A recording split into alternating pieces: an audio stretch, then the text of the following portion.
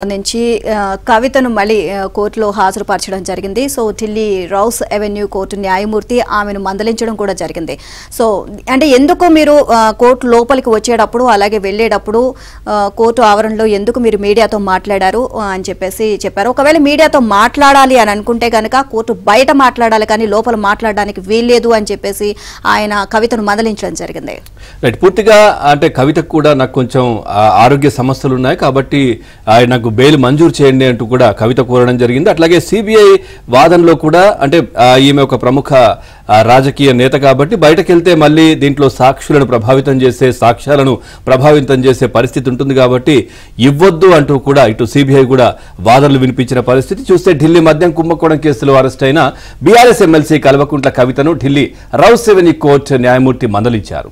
Court ఆవరణలో కవిత మీడియాతో మాట్లాడడంపై ఆగ్రహం వ్యక్తం చేశారు. 3 రోజుల సిబిఐ కస్టడీ ముగిసిన కవితను నిన్న న్యాయస్థానంలో హాజరుపరచగా కోర్టు హాల్లోకి వచ్చే ముందు వెళ్లే ముందు ఆమె మీడియాతో మాట్లాడారు. ఈ కేసులో కొత్తగా ఏం లేదు, 2 సంవత్సరాల నుంచి అడిగిన ప్రశ్నలే మళ్లీ అడుగుతున్నారు. ఇది సిబిఐ కస్టడీ కాదు, బీజేపీ కస్టడీ. బయట బీజేపీ వాళ్ళు మాట్లాడే మాటలనే మళ్లీ లోపల సిబిఐ వాళ్ళు అడుగుతున్నారు అని కవిత వ్యాఖ్యానించారు. దీంతో కవిత వ్యవహారం శైలిపై న్యాయమూర్తి కావేరి వవేజా ఆగ్రహం వ్యక్తం చేశారు. మీడియా స్టేట్మెంట్లు కోర్టులో ఇస్తే ఎలా అని ప్రశ్నించారు. ఆమె ఏం చెప్పాలనుకుంటున్నారో విచారణ సమయంలో చెప్పమనండి, అంతే తప్ప కోర్టు ప్రాంగణంలో మీడియాతో మాట్లాడితే ఎలా? కోర్టు ఆవరణలో ఇలా మాట్లాడడం సరికాదు. ఒకవేళ మీడియాతో మాట్లాడాలనుకుంటే కోర్టు బయట మాట్లాడమని చెప్పండి అని కవిత తరపు న్యాయవాది మోహిత్ రావుకు న్యాయమూర్తి సూచించారు.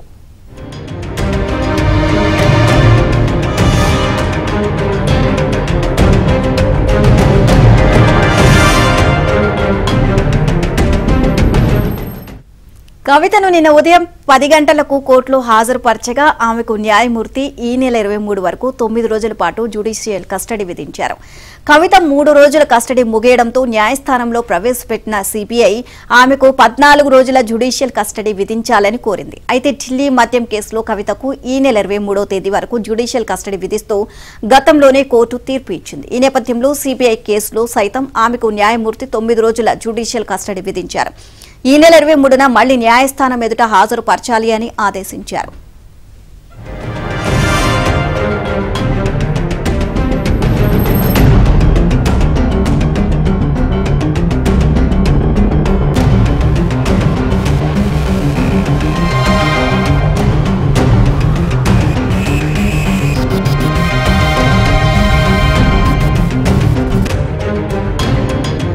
కాస్త దూకుడు పెంచిందని చెప్పాలి.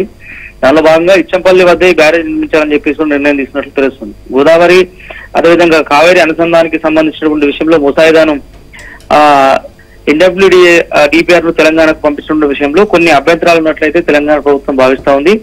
ఎందుకనంటే గోదావరి కావేరీ అనుసంధానానికి సంబంధించినటువంటి ప్రాజెక్టు బ్యారేజ్ నిర్మాణ ప్రదేశం అంతా కూడా నీటి లభ్యత, నీటి కేటాయింపు వంటి అంశాలపై పూర్తి స్థాయిలో ఆధారపడి ఉంటుంది కాబట్టి తెలంగాణ ప్రభుత్వం లేవనెత్తేటువంటి అభ్యంతరాలను కేంద్ర ప్రభుత్వం పూర్తిగా పక్కన పెట్టింది. తమ అంశాలను, తమ అభిప్రాయాలను పరిగణలోకి తీసుకోకుండా డిపిఆర్ ఇవ్వాలంటూ ఇచ్చినటువంటి కేంద్ర ప్రభుత్వ నిర్ణయాన్ని తెలంగాణ రాష్ట్ర ప్రభుత్వం ప్రస్తుతానికైతే వ్యతిరేకిస్తుందని చెప్పాలి.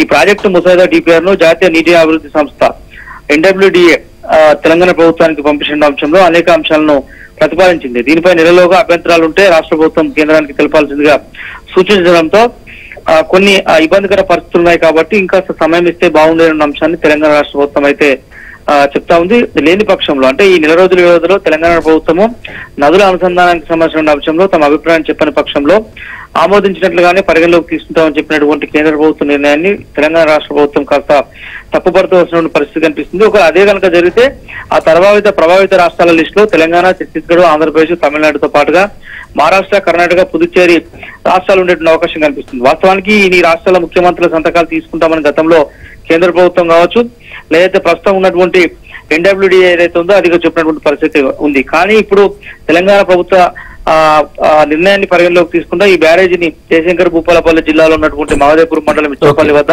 87 మీటర్ల ఎత్తులో నిర్మించినట్టు పునరుద్ధరించడంతో దీనిపై కొన్ని అభ్యంతరాలు ఉన్నాయి కాబట్టి త్వరలో దీనిపైన రాష్ట్ర ప్రభుత్వం ఒక నిర్ణయానికి వచ్చే అవకాశం ఉంటుంది. Right, thank you Rajesh, thanks for the updates.